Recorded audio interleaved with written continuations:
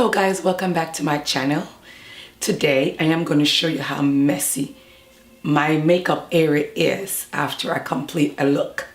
So this morning I got ready for church and this is what my makeup decks look like. I'm going to have a footage right here. So we're about to clean this mess up.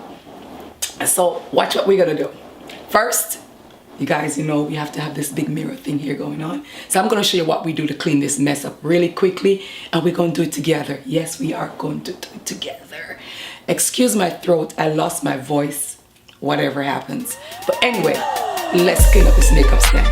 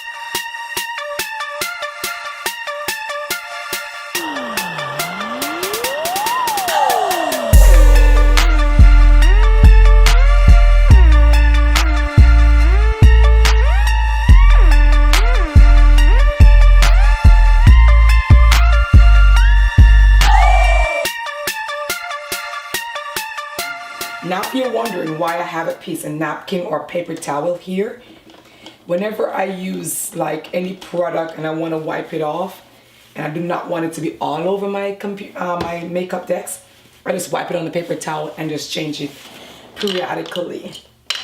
So there you have it. Thank you guys for stopping in and watching me clean up my messy area. Let me close these drawers as we are.